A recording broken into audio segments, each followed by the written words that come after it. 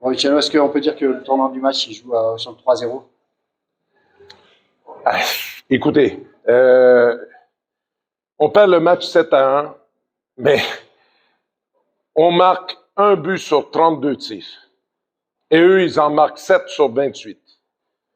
Eux, ils ont 25% d'efficacité. Nous, on a 3% d'efficacité. Alors, je veux bien croire que leurs occasions, la qualité des occasions, on les regarde une par une, certainement avec la qualité de droit, leurs occasions étaient supérieures aux nôtres. Mais on a quand même 32 tirs contre 28. Ça veut dire que si on concède 7 buts sur 28 tirs, à 3% d'efficacité, il nous faut 256 sur le match. C'est impossible. Il n'y a rien d'autre à dire. Il n'y a rien d'autre à dire. Bon, Karl, ce soir, un match bien différent du dernier joué à Gap et une victoire, on va dire, en leader de Rouen ce soir. Oui, on a fait les jeux qu'il fallait. Le score est sévère un peu pour l'équipe de Gap parce qu'au niveau de l'effort, après 2 périodes, s'ils ne travaillaient pas plus fort que nous, pour être bien honnête avec vous, ils méritaient d'être dans le match. Troisième tiers, et pour nous, on avait notre talent, notre avantage numérique a fait des gros jeux, des gros buts. On a joué avec un peu plus d'aisance que la première fois qu'on est venu ici.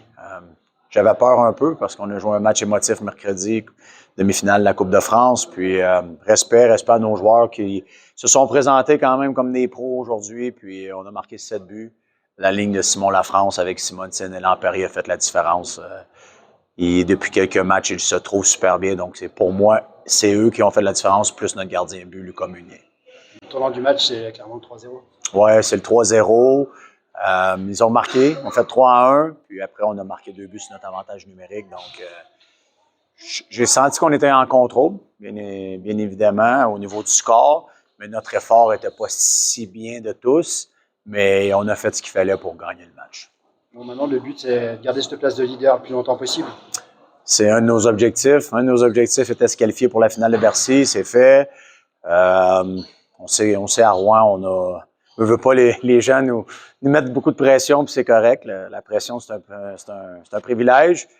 Présentement, on est premier, oui. Est-ce qu'on met toute l'emphase sur ça? Non, pas nécessairement.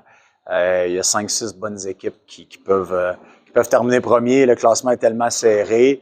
Là, présentement, oui, on y est, mais il nous reste encore de très gros matchs. La saison est longue.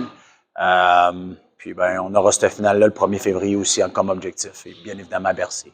Retrouver Grenoble, on imagine, c'est forcément en particulier.